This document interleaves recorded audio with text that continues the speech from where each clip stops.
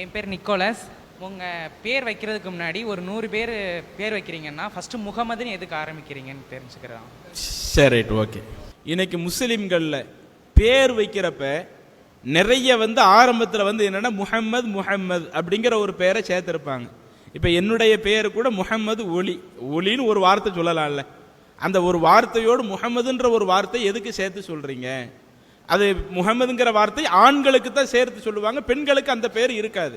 அப்போ இப்படி முஹம்மதுங்கிற வார்த்தையை சேர்த்து சொல்வதற்கு எதுவும் காரணம் இருக்குதா அப்படின்னு கேட்குறாங்க. பொதுவாக எந்த ஒரு பெயரை நாம் வைப்பதாக இருந்தாலும் அந்த பெயரை நாம் எதுக்கு தான் வைக்கிறோம்? ஒரு ஆளை அடையாளப்படுத்துவதற்கு தான் பெயரை நாம் வைக்கிறோம்.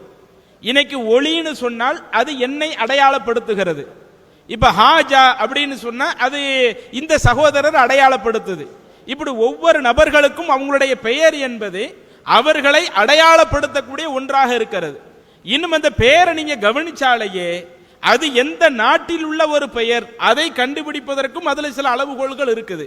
அவர் ஏற்றிருக்கிற மதம் என்ன அதை தெரிந்து கொள்வதற்கும் பெயர் ஒரு அளவுகோலா இருக்குது. அப்போ ஒரு பெயரை வச்சு அவங்க எந்த பகுதியில் இருக்கக்கூடியவங்க அல்லது எந்த நாட்டில் இருக்கக்கூடியவங்க அல்லது எந்த மதத்தை சார்ந்தவர்கள் என்பதை அடையாளப்படுத்தக்கூடிய ஒன்றாக இருக்கிறது. இப்போ உதாரணத்திற்கு கருப்பசாமி அப்படின்னு ஒரு பேர் இருக்குதுன்னு வைங்களேன்.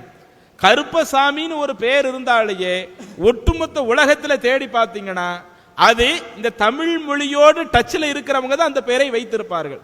ஒன்று இந்தியாவில் உள்ளவங்க வச்சிருப்பாங்க, அல்லது இந்தியாவில் இருந்து இப்ப வேற ஒரு நாட்டுக்கு போன நபர்கள், அல்லது வேற ஒரு நாட்டில் இந்த தமிழ் மொழியை பின்பற்றக்கூடியவர்கள். இப்ப ஸ்ரீலங்காவில் உள்ள தமிழர்கள் கருப்பசாமின்னு ஒரு பெயரை வச்சிருக்கலாம். அப்ப இந்த கருப்பசாமின்னு அந்த பெயரை வச்சு நம்ம எதை விளங்கிக்கிடுறோம்?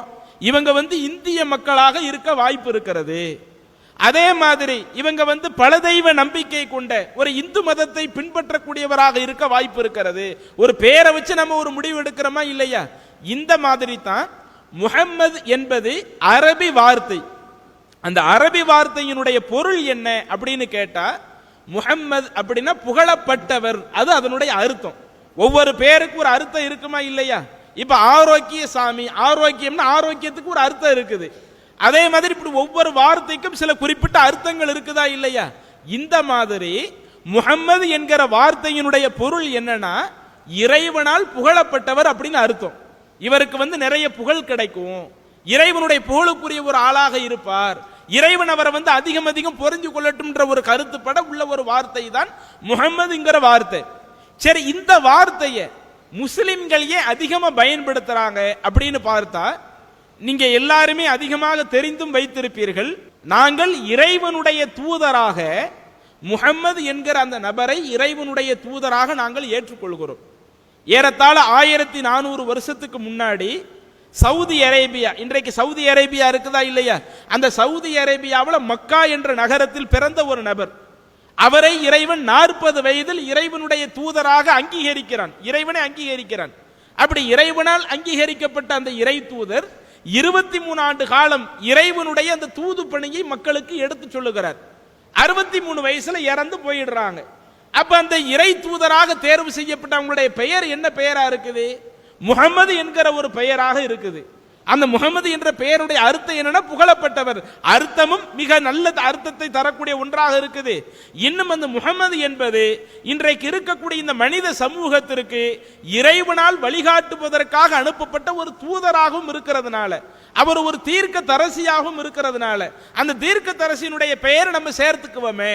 இன்றைக்கு அதிகமாக முஹம்மது என்ற பெயர் சூட்டப்படுவதற்கு அதனுடைய அர்த்தம் ஒன்று காரணமாக இருக்குது. இன்னொன்னு, அந்த இறை தூதருடைய பெயர் அது முஹம்மது என்று இருக்கிறதுனால அந்த ஒரு பெயரை நாங்க என்ன செஞ்சுக்கிடுறோம்? எங்களுடைய பெயருக்கு முன்னாடி சேர்த்துக்கிடுறோம். சரி, இந்த பெயரை கண்டிப்பா சேர்த்து தான் ஆகணுமா? சேர்க்காட்ட அது ஏதாவது குற்றமா அப்படின்னா அப்படியும் கிடையாது. அந்த முஹம்மது என்கிற பெயரை பொறுத்தவரையில அர்த்தம் மிக தெளிவான அர்த்தம். ஒருவர் விரும்பினால் அந்த முஹம்மது என்ற பெயர் சொல்லி அந்த பெயரை தனக்கு சூட்டிக் கொள்ளலாம். அப்படி இல்லையா, அந்த பெயர் சூட்டப்படாம வேற ஒரு அர்த்தம் சூட்டுறாங்கன்னு வைங்க. இப்ப வெறும் அப்துல்லா அப்படின்னு சொன்னால் அது தப்பு கிடையாது இஸ்லாத்துல. முஹம்மதுன்ற வார்த்தை எல்லா பேருக்கு கண்டிப்பா வரணும் என்கிற ஒரு கட்டளையை இஸ்லாம் எங்களுக்கு போடல. அந்த முஹம்மது என்கிற அந்த வார்த்தையை தங்களுடைய பெயர்ல சேர்க்கிறதுக்கு காரணம் அது ஒரு இறை தூதருடைய ஒரு பெயராக இருக்கிறதுனால அந்த பெயரை நிறைய பேர் என்ன செய்யறாங்க, விரும்பி தங்களுக்கு சூட்டிக் கொள்கிறார்கள். இதுதான் அதுல உள்ள விஷயம். அல்லாஹு அக்பர், அல்லாஹு அக்பர்.